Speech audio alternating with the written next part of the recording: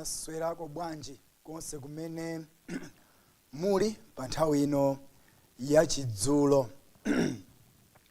Nthawi ni nthawi so imene timakhala tikubwerekera maso a Mulungu kuti nafenso tithe kuona mmene Mulungu amaonera. Pa dziko lino lapansi pali makina osiyanasiyana amene amatithandizira kuti tizindikire zinthu zina zimene sitikanatha kuzindikira ndi nzeru zathu ndi maso athu. Yes, koma pogwiritsa ntchito makina osiyanasiyana timatha kuona komanso kuzindikira zinthu zimene sitikanatha kuzizindikira. Nde tikabweranso moyo wauzimu tidziwe kuti ndi nzeru zathu ndi zimene ife takumanapo nazo sizingatipambanitse pa moyo wauzimu, koma mawu a Mulungu ndi amene ikhale nzeru yathu, ndi amene akhoza kutipambanitsa, ndi amene akhoza kutiyendetsa mu choonadi. Nde madzulo ano timafuna kuti tione mawu a Mulungu, mawu a Mulungu amenenso atatitsegule maso kuti nafenso tione monganso mmene Mulungu amaonera pa nkhani ya uzimuwe. Nde apa pali ndithu fanizo limene likuchokera pa buku la Luka chapter 18 verse yake ya 9 mpaka tu verse yake ya 14. So pamenepa pali nkhani, pali mkuluwiko, pali fanizo kapena kuti pali mphiphiritso. Nde tiwerengere limodzi Luka chapter 18 verse yake ya 9.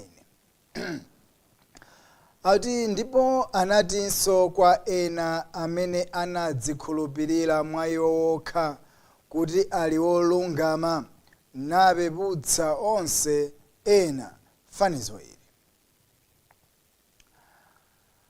Anthu awiri anakwera kunka ku kachisi kukapemphera, winayo mfarisi ndi mnzake wa msonkho. 11.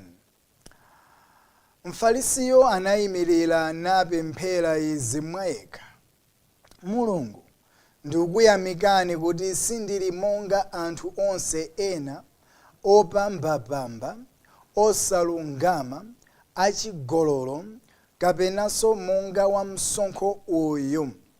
12. Ndisala chakudya kawiri sabata limodzi, ndipereka limodzi la magawo 10 la zonse ndili nazo. Koma wa msonkhoyo ali nkuyima patali, sanafune kungakhale kukweza maso kumwamba, komatu anadziguguda pachifuwa pake nanena, Mulungu, mundichitire chifundo ine wochimwa. 14. Ndinena ndi inu, anatsikira ku nyumba kwake woyesedwa wolungama uyutu, osati uja ayi, pakuti yense wakudzikuza yekha adzachepetsedwa, koma wodzichepetsa yekha adzakulitsidwa. Tawerenga kulekezera pa vesi yake ya 14. Monga ndanena kale kuti tu umenewu ndi mwambi kapena kuti mkuluwiko kapena kunena kuti fanizo, tikakambano tsopano mwa uzimu fanizo, koma chichewa china tikhoza kunena kuti mawu ophiphiritsa. Mukumbuka kunena kuti Ambuye Yesu Khristu anadzachenjezapo. Chenjezo lawo lidali lonena kuti ukaitanidwa pamalo usayambirire, usafikire kukhala pa mpando, usafikire kaye pamwamba, ukuyenera kuti ufikire pansi, kuti adzachite kukudzutsa pansi kuti ayi inuyo bwanji mukakhale pa mpando. Chifukwa ukhoza kudzachita manyazi akadzabwera nkudzakuza kuti achimwene pa mpando pamene mwakhalapa muchokepo, chifukwa pabwera wena amene ali olemekezeka. Nde iweyo udzanyamuka pamenepopo ndi manyazi nkukakhala pansi. Nde tikamamva chenjezo limeneli likutiphunzitsa kuti ifeyo kuti tifikire pena pake sinkhani ya mangolomera, sinkhani ya matukutuku, sinkhani yoti ifeyo mwina mwake tidzike potokha, koma tikuyenera kuti tichite kuyikidwapo. Amene anabwera ndi kudzafikira pa mpando anadzikapo yekha, sikuti adachita kumuyikapo ayi, koma amene anafikira pansi nkukhala pansi akuti adzachita kuwuzidwa kuti achimwene ayi tadzukani mukakhale pa mpando. Zomwe zikutanthauza kuti ulamuliro wa zomwe zingatichitikire suli m'manja mwathu, uli m'manja mwa Mulungu. Iyeyo ndi amene amapereka, ndi amene amalanda. Pali vesi ina yake vesi imeneyoyo ndiyesera kaye kuyifufuza bwanji. Imene ili ku Chipangano Chakale mu buku la Mulaliki. Kumeneko ndithu akukamba momveka bwino, akukamba ndithu momveka bwino. Ya Mulaliki chapter 9 verse yake ya 11. Mulaliki chapter 9 verse yake ya 11 akukamba ndithu mosaphiphiritsa, akukamba ndithu mwachindunji motchakuka bwino. Akuti bwanji pamenepa, akuti ndinabweranso ndi kuzindikira pansi pano kuti omwe athamanga msanga sapambana muliwiro, ngakhale olimba sapambana nkhondo, ngakhale anzeru sapeza chakudya, ngakhale ozindikira bwino salemera, ngakhale odziwitsa sawakomera mtima, koma yense angoona zomugwera mnthawi mwake. Anthufe tili ndi kaganizidwe kapa dziko lino lapansi konena kuti ndi mphamvu zathu, nzeru zathu, luso lathu limene lingatipambanitse. Koma tikaona mu Bible akunena kuti wamphamvu sikuti ndi amene amapambana nkhondo, wanzeru sikuti ndi amene amapeza zakudya, kapena othamanga msanga sikuti ndi amene amapambana liwiro. Anthu ambiri tikamalingalira za chipambano chathu, chimene timayang'anapo kwambiri ndiye timayang'ana luso lathu, kuthekera kwathu, kuthamanga kwathu, timayang'ana zotiyeneleza zimene zingatipambanitse.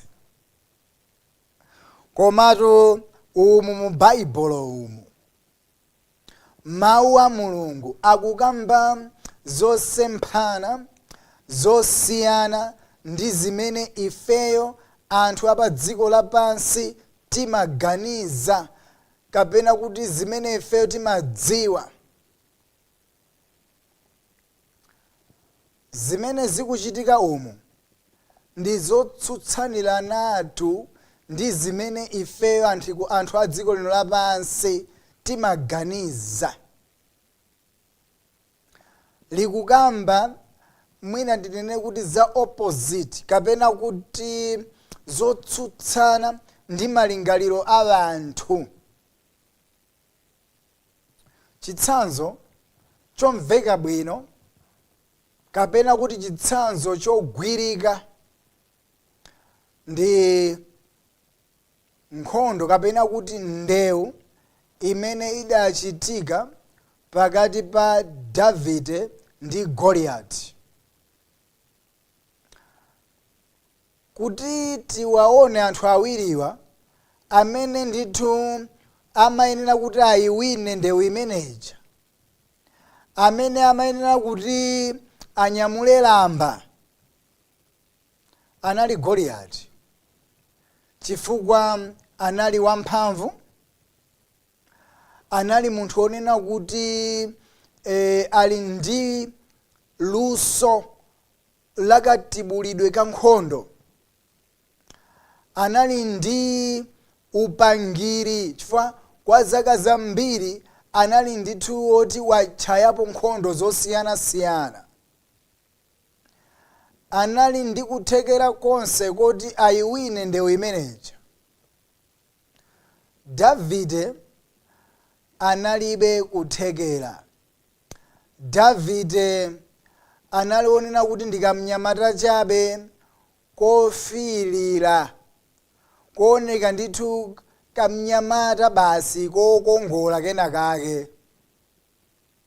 Samaoneka zamphamvu, samaoneka kuti ndi chiphona, amaoneka kuti uyuyu za ndewundewuzi,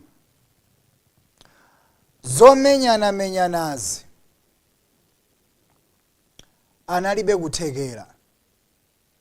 Koma tikuona kuti amene adapambana ndewu imeneyoyo ndi uyuyu osathekerayo, Davideyo. Amene adayiwina ndewu pa tsikulo sadali wamphamvu Goliath, koma anali Davide amene adalibe mphamvu. Oti anthu onse amati, koma iweyo Davide, iweyo ukunena kuti ungakamenyane ndi Goliath, iwe ndikamnyamatira chabe.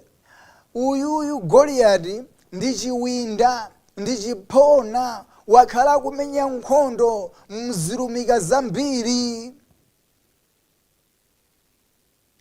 Koma malemba apherezera pamulaliki 9:11 kukamba ndithu ndendende, kunena kuti chiyani? Akuti ndinabweranso ndikuzindikira pasi pano kuti omwe athamanga msanga sapambana muliwiro, ngakhale olimba sapambana nkhondo. Mauto akuchita kunena kuti olimba sapambana nkhondo. Ndetikati tiyerekezere pakati pa Davide ndi Goliath, kodi olimba ndani pamenepa? Mchachidziwikire Goliath anali olimba, anali wamphamvu, anali ndi luso ukadaulo wa nkhondo, koma malemba kunena kuti wolimba sapambana nkhondo. Nchifukwa chaketu Goliati sadapambane nkhondo. Chifukwa malemba kuti wolimba sapambana nkhondo ayi. Goliati pamene anamuona Davide akubwera, Goliati anayankhula mawu ompeputsa Davide ndi kumuwuza kuti kodi ineyo mukunditengera kumtoso bwanji? Ndine galu kodi? Ubwere iweyo ndikupha, ndipo mtembo wako ndikaponyera galu. Goliati adampeputsa Davide, Goliati adamchepsa Davide, ndipo pomuona Davide amaona kuti aka nkamwana aka ndikafinya, aka ndikapha nchala. Koma zimene tonse tikudziwa, zimene tidaziona, Davide amene anali opanda mphamvu uja anamupha Goliati, ndipo asilikali onse a Filisiti adathawa, wena anaphedwa. Mawu a Mulungu adzayima, wolimba sapambana nkhondo. Nchachidziwikire kuti Goliati iyeyo amayang'ana kuthekera kwake, amaona ngati kuti mphamvu zake ndi zimene zikanatha kumupambanitsa nkhondoyo. Koma Davide sanayang'ane mphamvu zake, anadziwa kuti ngati Mulungu sangamuthandize iyeyo sizikanatheka kuyipambana nkhondo. Nde Davide iyeyo samayang'ana mphamvu zake, samayang'ana kuthekera kwake, amayang'ana chisomo cha Mulungu. Amayang'ana kuti ndi Mulungu amene angandipambanitse ndewuyi, ndi Mulungu amene angamuphe Goliatiyu. Davide akanakhala kuti akuyang'ana kuthekera kwake ndi kumaganiza ngati kuti kuthekera kwake kumene kungampambanitse, Davide sakanapambana, Mulungu sakanamuthandiza. Chifukwa Mulungu sikuti amasowekera kubwerekera mphamvu ya munthu. Mulungu iyeyo samayang'ana kuthekera kwa munthu kuti kungapangitse kuti Mulungu athandize. Monga mene tikaonanso vesi ina imene ikupezeka pa buku la Samueli, Samueli woyamba chapter 14,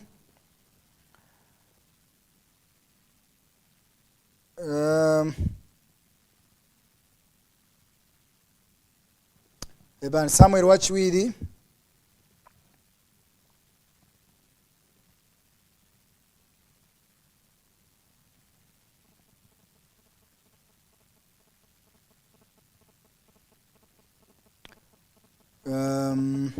akuti bwanji. Samueli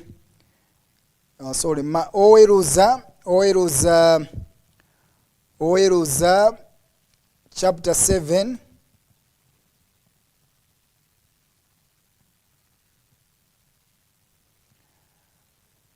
oweruza chapter 7 akuti bwanji pamenepa.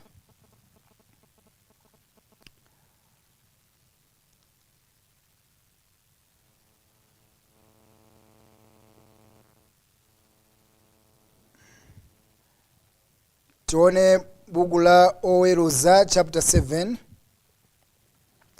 vesi yake ya chiwiri. Oweruza chapter 7 verse yake ya chiwiri.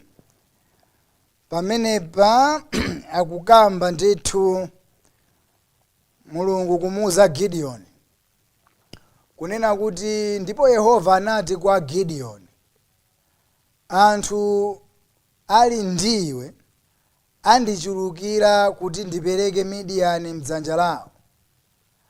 Angadzitame Israeli pa ine ndi kuti dzanja la ine mwini landipulumutsa. Apapa Gideon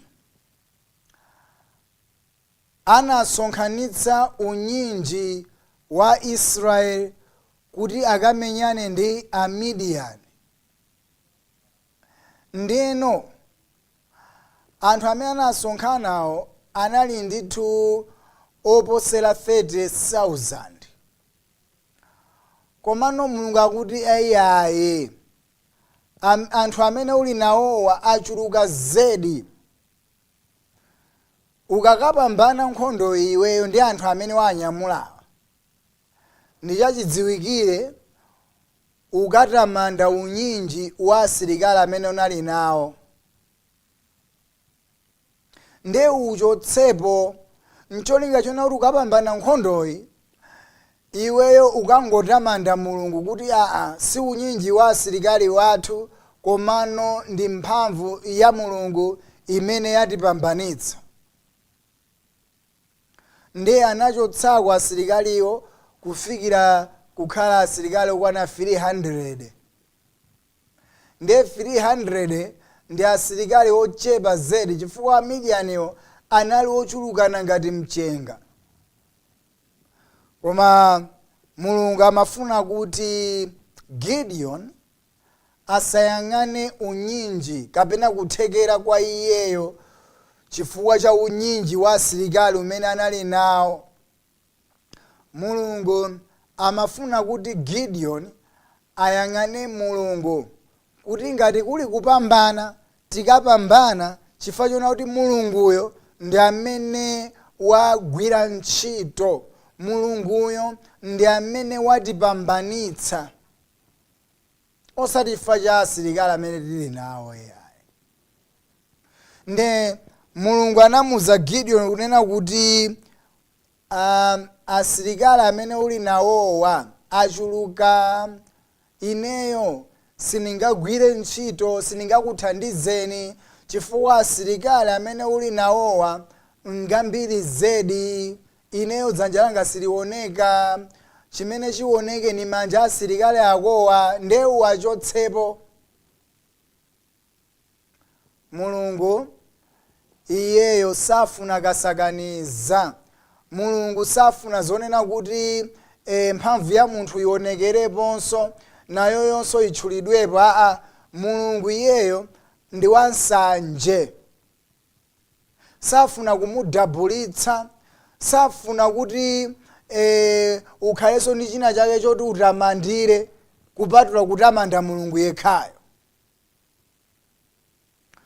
Nchifukwa chake akukamba kunena kuti asilikali amene uli nawowo ndi ngambwingambwi, ndi ambiri, achuluka.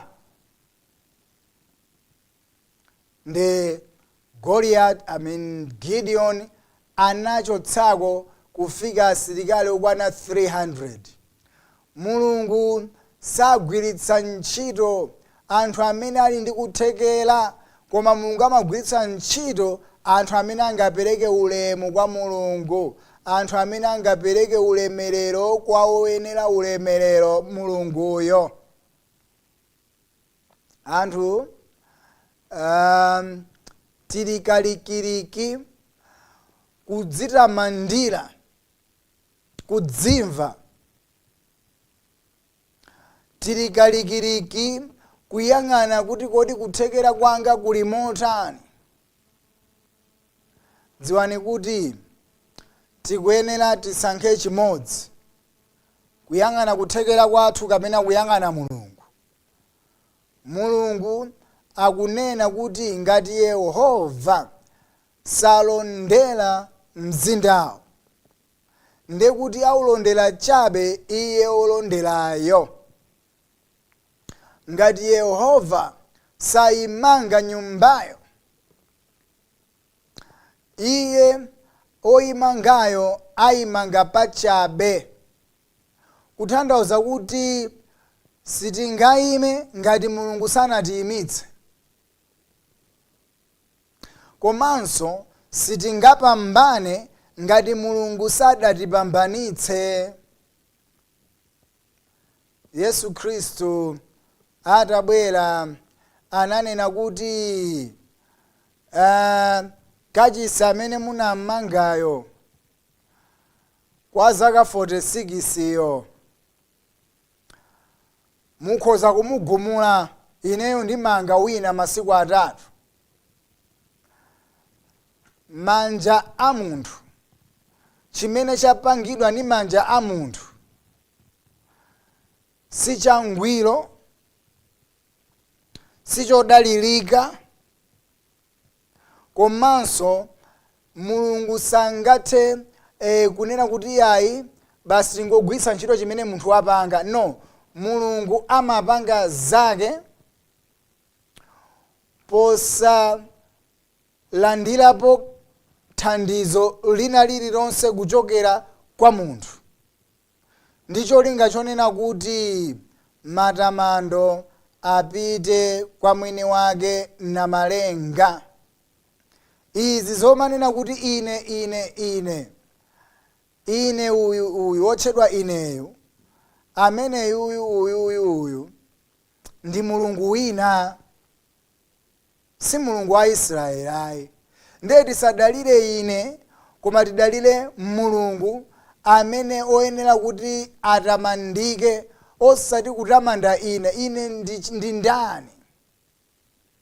Munthu ndi ndani?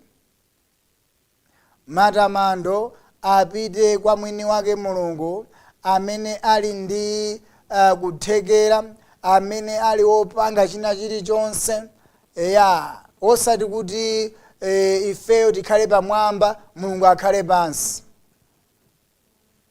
Kudalitu Petro amene adadzutsa munthu amene ankapemphapempha pa chipata cha ku kachisi. Ndiye Petro ananena kuti siliva ndi golide ndilibe, koma chimene Mulungu ali nacho ndikupatsa iwe. Ndiye anamuwuza kuti dzuka, ndipo munthu uja anadzuka anayenda. Ndiye kuti anthu anayamba kumapanga maso pa Petro. Anthu anayamba kumamuona kuti kodi Petro amene kuti ali ndi mphamvu zotani amene yuyu. Nde Petro anawawuza momveka bwino kuti akuluakulu, musandiyang'ane ineyo ngati kuti ndi mphamvu zanga ndadzutsa munthu uyu. Amene wamudzutsa munthu ameneyo ndi Yesu Khristu, amene inuyo mudamukana uja, amene adapachikidwa pa mtanda uja, osati ine. Musayang'ane ine. Petro anadzika pansi, Yesu Khristu anamuyika pamwamba. Chifukwa chimene Petro Yesu Khristu anamugwiritsira ntchito, nchifukwa anadziwa kuti Petro uyu kumugwiritsa ntchito amene yoyo sadzitamanda, atamandabe Yesu Khristu. Petro ameneyo awapanga anthu kuti asayang'ane iyeyo Petroyo, koma ayang'ane Yesu Khristu. Panalinso Yohane Mbatizi amene ananena kuti ine ndichepe, iyeyo akule. Anthu onse amene Mulungu adawagwiritsa ntchito ndi anthu amenetu anadziwa kuti popanda Yesu Khristu sangathe kupanga kena kalikonse. Panali nzathu amene amadzimva ngati kuti anali wamphamvu, amagwira ntchito mododometsa mafuko, dzina lake Kaini, amene ndithu amalima mnthaka. Nde Kaini adali okula mtima, nde Mulungu ananena kuti uzilima inde, suli ndi mphamvu, koma nthaka sikubalira iwe. Nthaka sikubalira m'bale wanga, ulima koma nthaka sikubalira. Ndiyeno Kaini amene amadzimva kuti amagwira ntchito ndi olimbikira, nthawi yonse amaona ngati kuti akumakolola chifukwa kuti akulimbikira. Kwa Mulungu ananena kuti iweyo nthaka sikubalira, ololime nthaka sikubalira iweyo. Mulungu ali ndi mphamvu yopangitsa kuti kuthekera kwathu kusabereke zipatso. Nde zonsezo Mulungu amapanga kuti amuuze Kaini kunena kuti iwetu Kaini popanda Mulungu uli chabechabe. Iweyo ndiwe munthu amene sungayime popanda Mulungu. Si mphamvu zako zimene zikhoza kukupambanitsa iwe, koma ndi mphamvu ya Mulungu. Nde lero lino tawerenga fanizo ili. Monga mukudziwa kuti Mulungu akuti amakweza odzichepetsa, koma odzikweza Mulungu adzamutsetsa. Komanso Mulungu yemweyo akunena kuti kodi nkhwangwa, kodi nkhwangwa ingadzitamandire m'manja mwa oyigwirayo? Nkhwangwa zinena kuti ineyo nimatema bwino nkhuni, ine nimadula bwino mitengo ineyo. Nkhwangwa imeneyo, popeza nkhwangwayo kuti iuluke m'malere, nkhwangwayo kuti iyendeyende mlengalenga muja, nkhwangwa kuti inyamuke ifikire pa mtengo, zimatengera amene wayigwirayo. Nde si nkhwangwa imene ikuyena kuti idzitamande, chifukwa ikadzitamanda nkhwangwayo nde kuti uyo oyigwira akangoti ine sindikugwiranso, iwe tatema wekha tuone. Nkhwangwa imeneyi singapange kena kalikonse.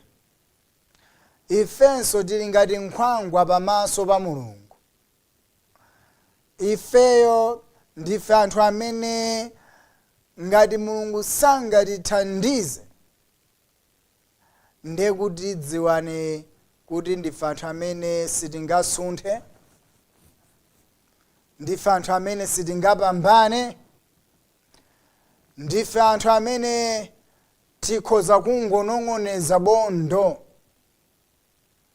ndife anthu amene tikhoza kulephera, chifukwa mphamvu ya munthu payokha ilibe kuthekera kompambanitsa munthu. Mulungu afuna kuti maso athu atembenuke, tisadziyang'ane ifeyo, tisayang'ane nzeru zathu, kuthekera kwathu kuti ndi zimene zingatipambanitse, koma tiyang'ane Mulungu amene ali wopambanitsayo.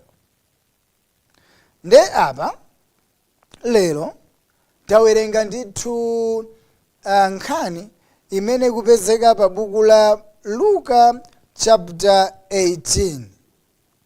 Luka chapter 18 kuyambira verse yake ya 9 akukamba pamenepa za anthu awiri. Akuti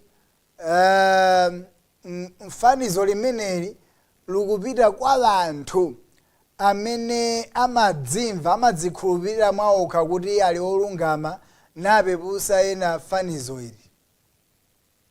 Ndi pali anthu amene amadzimva kuti ndi auzimu kwambiri, amadzimva ngati kuti ndi angelo. Ne apapa akukamba za fanizo limeneli kuti anthu oterofe titengerepo phunziro, tidziwenso kunena kuti kudzimva ngati kuti iwe ndi wabwino posa anthu ena, iweyo udzalephera, udzabwira doti, iweyo Mulungu adzakuchepetsa. Nkhani yake ikuterotu. Nde pa vesi yake ya 10, Luka chapter 18 vesi yake ya 10, akukamba pamenepa kunena kuti bwanji anthu awiri anakwera kunka kukachisi kukapemphera, winayo mfarisi ndi mnzake wamsonkho. 11, mfarisiyo anayimirira napemphera izi mwa yekha: Mulungu, ndikukuyamikani kuti sindili monga anthu onse ena, opambapamba, osalungama, achigololo, kapenanso monga wamsonkho uyo. 12, ndisala chakudya kawiri sabata limodzi, ndipereka limodzi la magawo khumi la zonse ndili nazo. Ndeno uyuyu mfarisiyu ndi mmodzi mwa anthu amene amakhulupirira kuti amachita bwino pa nkhani ya moyo wauzimu. Mfarisiyu ni munthu amene amaona kuti moyo wake wauzimu uli pabwino. Ndi munthu amene amaona kuti ntchito zake zauzimu zinali ndithu zapamwamba, ndipo samakayika konse kunena kuti Mulungu sangakamulandira. Amadzimva ngati kuti wakhonza kale mayeso, amadzimva kale kuti iyeyo wafika kale kumwambako. Koma tidziwe kuti kumwamba sitingakalowe ndi mphamvu zathu, sitingakalowe ndi kuyesetsa kwathu. Kumwamba nkochita kuyitanidwa. Akuti anabwera kudzayitana, osati kuti ifeyo tingafikeko tokha kumene koko. Kumwambako ndikochita kuyitanidwa, si nkhani ya mavuvu kuti inepo peza ndimapanga chakuti ndikalowa kumwamba. Kumwambako ni nkhani yochita kuyitanidwa, si nkhani yona kuti ineyo ndiyesetsa kuti nkapezekeko. Nkochita kuyitanidwa. Ndi anthu ambiri tili piringu kapena kuti kalikiliki kuti mwina mwake tiukhwathule ufumu wakumwamba.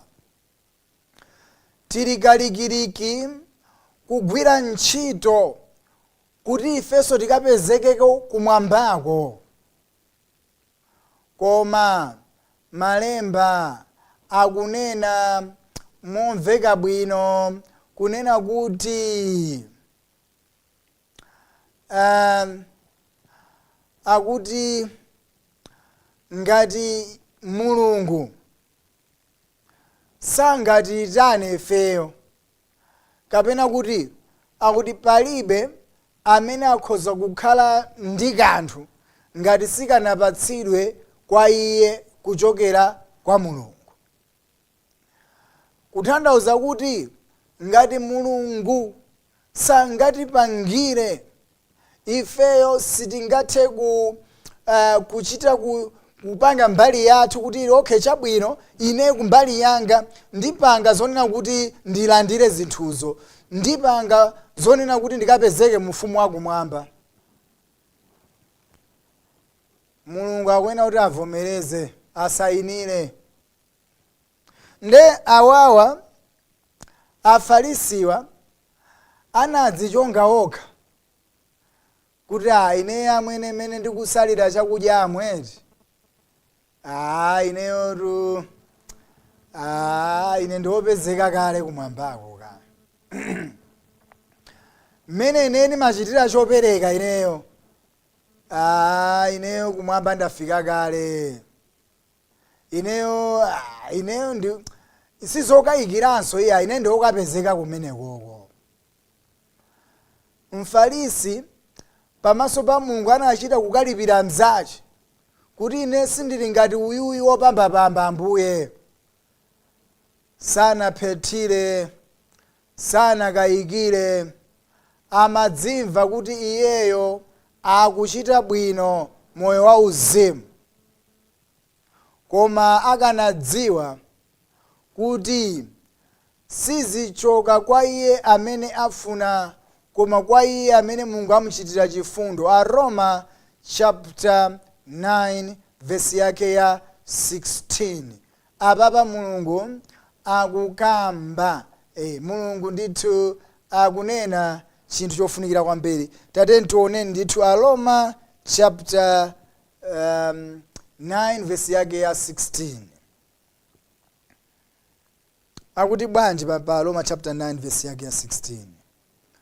Chotero sichifuma kwa munthu amene afuna kapena kwa iye amene athamanga koma kwa Mulungu amene achitira chifundo. Mulungu akunena kuti sichifuma kwa munthu amene afuna kapena kwa iye amene athamanga koma kwa Mulungu amene achitira chifundo. Nde usaone kuti popeza iweyo phazi lako ndi lalikulu nde kuti ukhoza kupambana. No. Mulungu akutitsimikizira kunena kuti sichifuma kwa iye amene afuna kapena kwa iye amene athamanga koma kwa Mulungu amene achitira chifundo. Mulungu afuna kuti mitima yathu isaone pakufunitsitsa kwathu kuti ine ndikuyesetsa kwambiri ndikupanga izi ndi izi kuti kamwamba katsike. Mwambi umene wa m'Baibulo kuti koza kapasi kuti kamwamba katsike. No. Apapa Mulungu akunena kuti kuti zibwere sichifukwa yona kuti ife tafuna kapena kuti tathamanga koma ndi pamene Mulungu watichitira chifundo. Nde ufumu wakumwamba sinkhani ya matukutuku, sinkhani yonena kuti ine ndipangisa kuti nkalowe kumwamba, ine ndipange izi kuti nkapezeke kumwamba, ineyo mene ndikuyeseseramu ine nkalowa kumwamba. Mulungu sakutero. Mulungu akunena kuti sichifuma kwa iye amene athamanga kapena kwa iye amene afuna koma kwa Mulungu amene achitira chifundo. Kutanthauza kuti ifeyo anthufe maso athu asayang'ane pakuthekera kwathu, ayang'ane pa chifundo cha Mulungu. Full stop. Osachotsera, osawonjezera.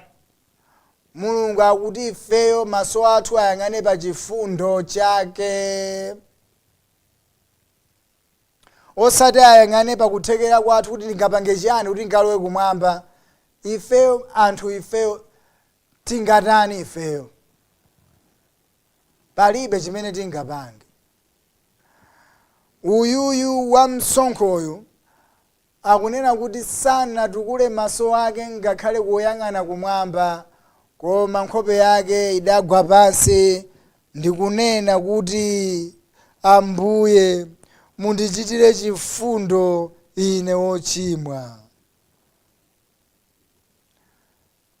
Uko kudali kupempha kwa msonkhoyo. Pali chifukwa chenicheni chimene chidampangitsa kuti aswe pemphero limenelo. Wamsonkhoyo adadziwa kuti ine sindichita bwino konse, ine ndine munthu woyipitsitsa, ine ndine munthu amene Mulungu atati andifufuze ndilibe chowiringula, ine ndaba, ine ndalanda anthu zinthu, ine ndine munthu amene palibe chimene ningachiloze, palibe chimene ineyo ndingayankhulepo, palibe chimene ningaperekepo kwa Mulungu. Ine ndine munthu amene ndikuyenera kuti ndingolandira chilango.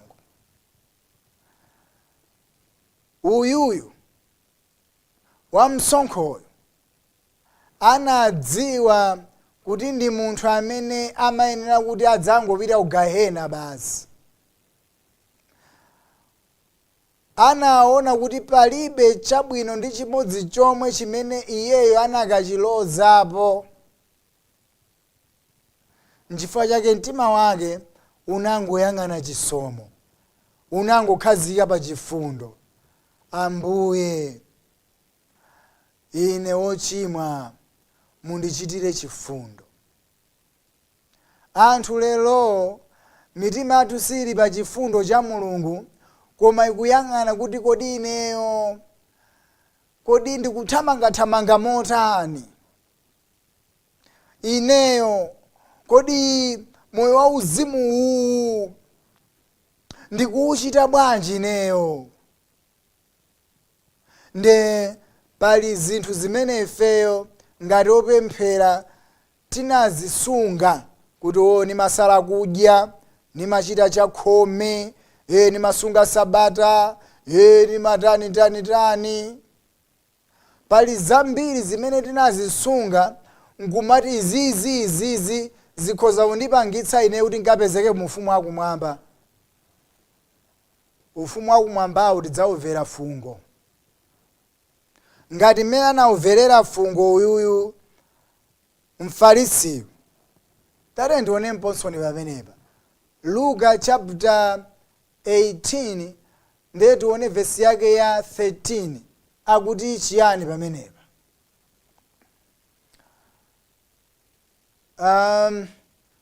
Luka chapter 18 verse yake ya 13. Koma wamsonkhoyo ali nkuyima patali, sanafune kungakhale kukweza maso ake kumwamba, komatu anaziguguda pa chifuwa pake nanena, Mulungu, mundichitire chifundo, ine wochimwa. Verse 14, timve tsopano kodi Mulungu anati chani pa mapeto pake. Ndinena ndi inu, anatsikira ku nyumba kwake oyesedwa olungama uyutu, osati uja ayi, pakuti yense wakudzikuza yekha adzachepetsedwa, koma odzichepetsa yekha adzakulitsidwa. Ndiyeno mwa anthu awiriwa, pakati pa Mfarisi ndi wamsonkhoyo, amene anabwerera kwawo nkutchulidwa kuti ndi olungama, anali uyuyu wamsonkho. Koma Mfarisi amene anafikira pamwamba kuti ineyo nimachita zakuti, nimasala kudya, nimachita chakhumi, ine zambirimbiri mbwerekere mene paja, anabwerera kwawo nkhope ili yakugwa, atavala dzina kuti ndi ochimwa. Mulungu iyeyo anatikonzera chipulumutso, anatutumizira mwana wake Yesu Khristu pa dziko lino. Koma tidziwe kuti chipulumutso chimene Mulungu anatikonzerachi sichikupita kwa anthu awawa onga ngati Alembi ndi Afarisi, anthu odzimva kuti iwo moyo wawo wauzimu uli bwino. chipulumutso chimenechi chikupita kwa anthu amene ali ndi mtima wangati uyuyu wa msonkhoyo, amene akunena kuti mundichitire chifundo. Kodi ifeyo mitima yathu ili pa chifundo? Kodi ifeyo di mitima mwathumu tikudalira chifundo? Kapena tikudalira kuti ineyo ndimatumikira kwambiri kutchalichi, ineyo ndamangitsa tchalichichi, ineyo ndimasala kudya kwambiri, ineyo ndimachita chopereka kwambiri, ndimayimba zedi ine. Ngati ifeyo tili ndi mtima umenewo, ndekuti moyo wathu wauzimu sukusiyana ndi uyuyu mfarisi. Mfarisi ananenanso mawu kuti ine ndimasala kudya, ndimachita chakhumi, komanso ndimasunga sabata. Anatchulapo mwa zabwino zina zimene iye amaziona. Mtima wake sunayime pa chisomo, pa chifundo. Tikuyenera kudziwa chinthu ichi. Mphamvu zathu, ubwino wathu sungatitengere kumwamba, chifukwa ifeyo ndife anthu amene tiloperewera Mulungu kuti iyeyo atiweruze molingana ndi ntchito zathu. Olo amene timasala kudya tipezekabe olakwa. Kaya ndife anthu amene timachita chopereka kwambiri tipezekabe olakwa ndithu.